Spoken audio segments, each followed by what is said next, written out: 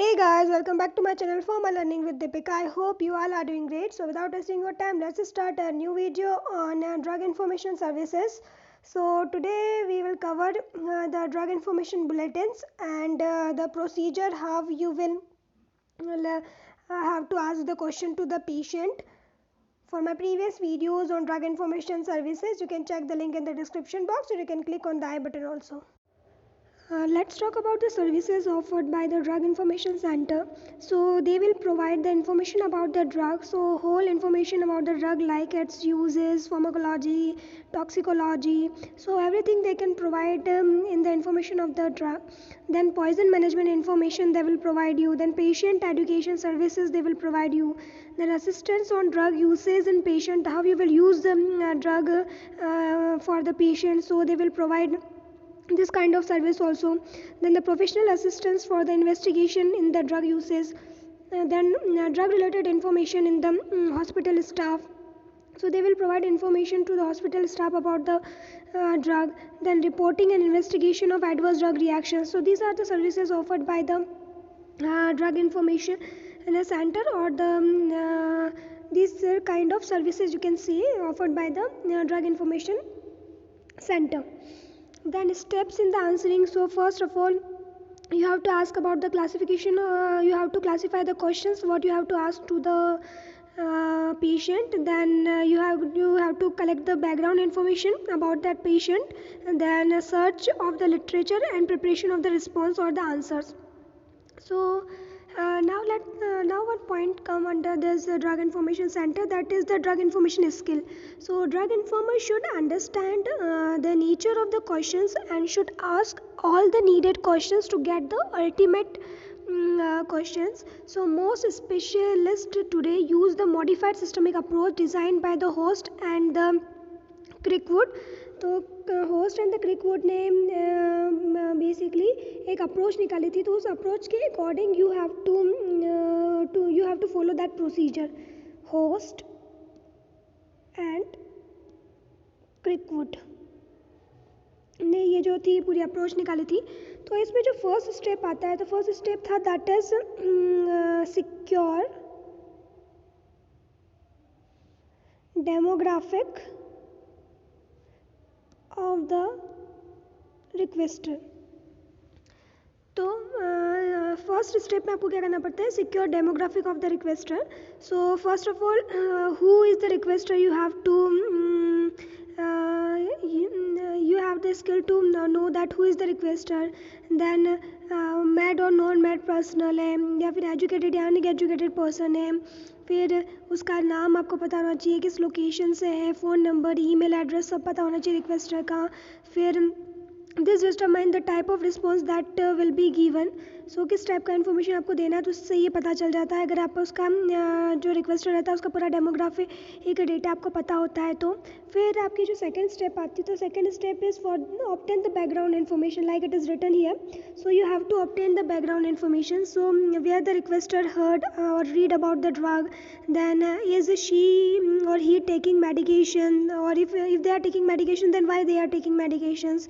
Is he or she caregiver wants to take medications, then this helps determining what additional information should be provided. Then third step is to determine and categorize the ultimate question. So you have to categorize and determine the ultimate questions. So that is the classification. So putting the piece of information together to form my ultimate questions, and once it has been determined, so the next step is to categorize the question. So you have to categorize the question. Then the fourth step is to develop a strategy and conduct research. So in the next step you have to develop the strategy and then you have to conduct the research. So strategies should be developed with a typical algorithm, so with three essential components like the tertiary, secondary, primary literature. So you have to study the primary, secondary and tertiary literature. After that you have to make some strategy and you have to conduct the research. और जो fifth step होती है उसमें you have to perform the evolution analysis and the synthesis. So after getting the information, so you have provider should take time to evaluate the info, then analyze and then synthesize it into a good reply. So you have to prepare a good reply after careful survey of the literature. next step, that is the sixth step. The sixth step is to formulate and provide the response. So you have to establish and you have to formulate a response to the drug info request. So it's important to have introduction, body and the conclusion. So you have some आपका मतलब कुछ introduction होना चाहिए. जो भी question है पूछा है किसी ने तो उससे रिलेटेड पूरा जो भी आप ड्रग की इन्फॉर्मेशन दे रहे हो तो थोड़ा उसका इंट्रो दो, फिर उसके बाद पूरी बॉडी का मैन्युफैक्चरिंग करो, फिर उसके बाद में उसका कंक्लूजन निकाल के आपको बताना होता है पेशेंट को. देन जो सेवन्थ स्टेप होती है वो होता है आपका कंडक्ट, फॉलोअप एंड डॉक्यूमेंटेशन. सो उसके बाद में आपको ये देखना है कि जो भी इन्फॉर्मेशन आपने प्रोवाइड करी है तो पूरी तरीके से पेशेंट के पास में पहुंची है या नहीं. पहुंचती है तो आपको उसका फॉलोअप लेना है और पूरा डॉक्यूमेंटेशन मेंटेन करके रखना है. सो ये सारी जो रहता है, these are the drug information skills. So ये स्किल्स होने चाहिए. जो भी कोई अगर आपको हिस्ट्री ले रहा है तो ये सारी स्किल्स उसके अंदर होनी चाहिए. फिर उसके बाद में एक और चीज़ आती है, that is drug literature evaluation. So how you will evaluate the drug literature. So among the skill of the drug information is knowledge of drug literature evaluation which allows one to provide a critical analysis of the literature and have a better understanding for the study done in the health and medication. So skill के अलावा भी आपके पास में कितना knowledge है about that drug, तो ये जो नॉलेज रहता है वो लिटरेचर इवोल्यूशन के बाद ही आपके पास में आता है. तो पूरा जो ड्रग का इवोल्यूशन होता है वो लिटरेचर के बेसिस पे ही किया जाता है. सो इससे पता चलता है कि आप कितना बेटर इवेलुएट करते हो after the literature study. So it is a key component to provide a good quality answers to a requester. तो अगर आप का एक तरीके से देखा जाए कि अगर लिटरेचर इवोल्यूशन आपका बहुत ही ज़्यादा अच्छा है about the drug, then you can easily provide the information about the drug to the patient और जो क्वालिटी वाले आंसर्स आप प्रोवाइड कर सकते हो to the requester. So being able to separate the good data from the poor data is essential. और आपको ये भी पता होना चाहिए कि कौन सा डेटा है, किस टाइप की इन्फॉर्मेशन है जो आपको पहुंचानी है और कौन सी इन्फॉर्मेशन है जो आपको नहीं देनी है. बिकॉज लिटरेचर में तो बहुत सारी इन्फॉर्मेशन ऐसी रहती है जो अनवांटेड इन्फॉर्मेशन है जो कि पेशेंट के किसी काम की नहीं रहती है. तो you have to provide the good data to the requester, then you don't have to provide the poor data to the requester because it is not essential. So knowing the limitations of any study can help in evaluating the usability of its data. So आपको जब आपका evolution होगा, literature evolution अगर आप अच्छे से कर पाते हो तो that is the only reason कि आप एक तरीके से जो भी इंफॉर्मेशन आपको पहुंचानी है तो आपको उसकी जो आफ्टर इवोल्यूशन के बाद में ही उसकी लिमिटेशंस आपको पता चलती है और उसकी यूजेबिलिटी पता चलती है. So drug information specialist will offer use some standard questions to help in this process. So इसलिए जो इवेलुएटर रहता है वो कुछ ऐसे क्वेश्चंस पूछता है, स्टैंडर्ड क्वेश्चन, जिसकी वजह से उनको लिटरेचर इवोल्यूशन में हेल्प मिल पाती है. So several references provide guides to evaluate the medical and the pharmacy literature. तो बहुत सारे रेफरेंसेस हैं जो कि आपको एक तरीके से जो भी मेडिकल से रिलेटेड इन्फॉर्मेशन रहती है वो आप इजीली इवेलुएट कर सकते हो. और आपके पास में बहुत सारा फार्मेसी लिटरेचर भी है जिसको सर्वे करके आप ड्रग के बारे में अच्छी इन्फॉर्मेशन प्रोवाइड कर सकते हो. Now let's talk about the drug information centers. So basically जो drug information centers रहते हैं they are the general which provide the services or which provide the drug information relating to the therapies, pharmacoeconomics, education and the research program. सो जो DIC जितने भी रहते हैं तो वो ड्रग्स रिलेटेड इन्फॉर्मेशन आपको प्रोवाइड करते हैं, उनका फार्माकोइकोनॉमिक्स आपको प्रोवाइड करते हैं, एजुकेशन प्रोवाइड करते हैं और रिसर्च प्रोग्राम्स जो रहते हैं उसके बारे में सारी इन्फॉर्मेशन प्रोवाइड करते हैं. सो जो इन्फॉर्मेशन लोग प्रोवाइड करते हैं वो अनबायस्ड होती है और वो जो भी हेल्थ केयर प्रोफेशनल्स रहते हैं या पेशेंट्स रहते हैं या कस्टमर कोई भी रहते हैं तो उनको जो इन्फॉर्मेशन वो लोग ड्रग के बारे में प्रोवाइड करते हैं वो अनबायस्ड होती है. So many centers also provide the workshops and other form of the training to enhance the skill of the healthcare professional. तो बहुत सारे DIC सेंटर्स ऐसे होते हैं जो कि आपको एक तरीके से वर्कशॉप्स वगैरह कंडक्ट करते हैं, ट्रेनिंग्स वगैरह कंडक्ट करते हैं जिससे कि हेल्थ केयर प्रोफेशनल का जो भी स्किल्स वगैरह रहती है उनको इन्हांस कर सकता है. So drug information centre is usually a unit located within or affiliated with the large organisation. तो जो ड्रग इन्फॉर्मेशन सेंटर रहता है DIC वो आपका within the organization located रहता है या फिर बहुत सारे जो एफिलेटेड और लार्ज ऑर्गेनाइजेशन है वहाँ पर रहेगा, जैसे कि फार्मास्यूटिकल एसोसिएशन, हॉस्पिटल्स वगैरह हो गए तो वहाँ पर आपके DICs रहते हैं. अब इसके अगर स्टाफिंग की बात करते हैं बेसिकली देखा जाए तो स्टाफिंग में आपका फार्मासिस्ट होता है। तो फार्मासिस्ट एक तरीके से स्पेशलिस्ट होता है with proper knowledge of the drug. As you know कि फार्मासिस्ट को ड्रग के बारे में बहुत ज़्यादा नॉलेज होता है एंड उसके जो एक्शंस रहते हैं एसोसिएटेड विद दैट ड्रग, तो वो इजीली इस बारे में इंफॉर्मेशन प्रोवाइड कर सकता है। तो ऑब्वियस सी बात है कि फार्मेसी टीम में एक फार्मासिस्ट का होना तो बहुत ज़रूरी है। फिर फार्मेसी टेक्नीशियन एंड स्टूडेंट का होना बहुत ज़रूरी है, क्योंकि वो असिस्ट कर सकते हैं फार्मासिस्ट को in providing the drug informations like the literatures searching में उनको हेल्प कर सकते हैं, रिट्राइवल ऑफ द डेटा में हेल्प कर सकते हैं, रिसोर्सेज अपडेटिंग में हेल्प कर सकते हैं। Then people trained in the library science भी होते हैं विद कंप्यूटर नॉलेज, तो वो भी इम्पॉर्टेंट है। फिर उसके बाद में should have specific hours 24 hours preferably with educate technological resources, जैसे कि कंप्यूटर्स हो गए, फ़ोन्स हो गए, लाइन्स हो गए, फैक्सेस हो गए, तो ये चीज़ें भी अवेलेबल होनी चाहिए। फिर उसके बाद में drug information centre should have the latest publications and ideally publish a newsletter और अदर इन्फॉर्मेशन अपडेट भी उनके पास में होनी चाहिए। प्लस मेडिकल टीम होती है उनके पास में, जिसमें कि टॉक्सिकोलॉजिस्ट और क्लिनिकल फार्माकोलॉजिस्ट होना ज़रूरी है। सपोर्टिंग टीम में जैसे कि मैंने आपको लाइब्रेरी और कंप्यूटर के नॉलेज के लिए सपोर्टिंग टीम का होना बहुत ज़्यादा ज़रूरी होता है। तो अब फार्मासिस्ट का रोल क्या होता है डीआईसी में? So pharmacist must be a part of DIC, क्योंकि it should be ready to go of information all the time, कि जब भी आप उनके पास में जाओगे किसी भी ड्रग के बारे में इन्फॉर्मेशन अगर आपको चाहिए तो इन्फॉर्मेशन आपको मिल जाएगी। सो the drug information pharmacist is at influence of vast amount of knowledge on one side of the person needed the knowledge on other। तो उसके बारे में ड्रग इन्फॉर्मेशन का पूरा नॉलेज होता है, इसलिए इस वजह से फार्मासिस्ट का होना बहुत ज़्यादा ज़रूरी है। तो should provide the proper information irrespective of the informer status but accordingly with the informer status.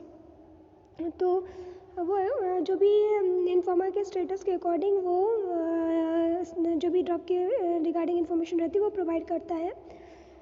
Then आते हैं आपके ड्रग इन्फॉर्मेशन बुलेटिन्स। हाँ, तो जो ड्रग इन्फॉर्मेशन बुलेटिन्स रहता है तो basically for the transmission of information to the member of the health care team, तो ड्रग इन्फॉर्मेशन बुलेटिन्स बनाए जाते हैं जिसमें कि regular publication is needed on the latest development.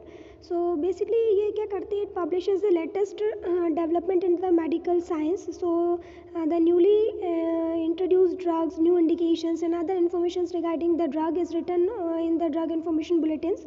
So one of the PTC's duties is to assist the pharmacist in conducting a teaching program within the hospital through a pharmacy publication.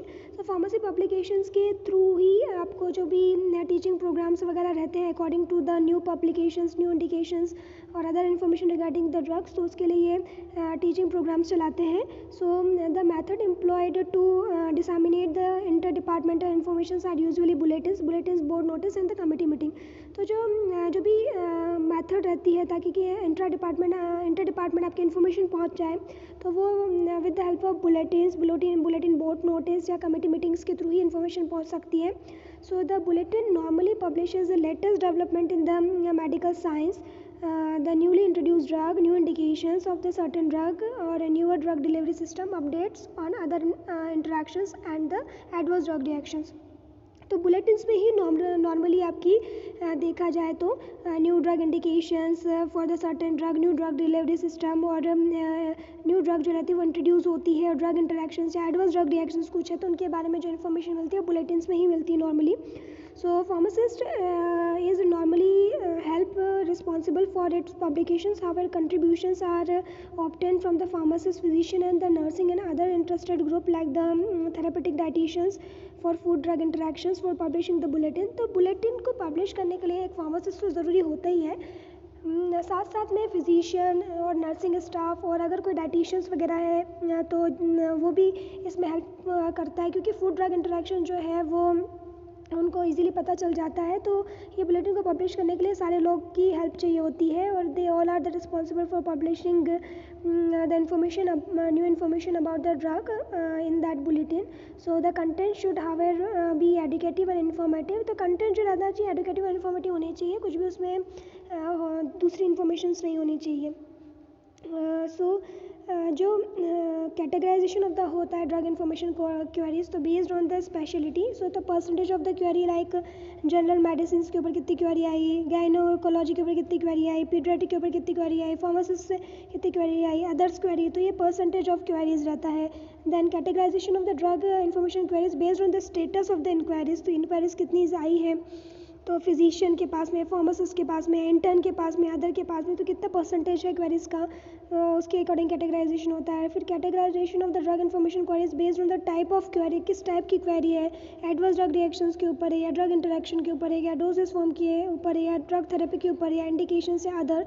So these are the percentage of queries. तो ये सब होती है. फिर illegal DICs like the reporting of the abuse drug for the victimising some innocent, तो उसके लिए आपका जो रहता है वो DIC सेंटर में रिपोर्ट होता है. फिर illness status, state police has stated this the report such cases of drug abuse and spread awareness in both the public and US official to ban such drug or OTC selling. तो अगर कोई drug abuse वाला case है तो ऐसी drug को मतलब police को इन्फॉर्म करना चाहिए और अवेयरनेस फैलानी चाहिए कि उन ड्रग्स को OTC पे सेल नहीं किया जाए. So government by DE drug enforcement administration, तो इसके थ्रू ये चीज़ें होती है. तो देखा जाए तो DICs आर, समरी की बात करें तो DICs are regarded as a gateway of the drug information. तो बेसिकली ड्रग इन्फॉर्मेशन जो भी पहुंचानी होती है तो DIC जो रहते हैं वो एक तरीके से बहुत इंपॉर्टेंट रोल प्ले करते हैं और they are responsible to provide the highest possible standard information. तो एक तरीके से इनको सोर्सेज ऑफ इन्फॉर्मेशन भी बोल सकते हैं और रैशनल यूज़ ऑफ ड्रग भी प्रोवाइड करते हैं DIC, और a proper working DIC is necessary to make a best use of its services. Hey guys, welcome back to my channel Formal Learning with Deepika. I hope you all are doing great. So without wasting your time, let's start a new video on drug information services. So today we will cover the drug information bulletins and the procedure how you will have to ask the question to the patient. For my previous videos on drug information services, you can check the link in the description box or you can click on the I button also.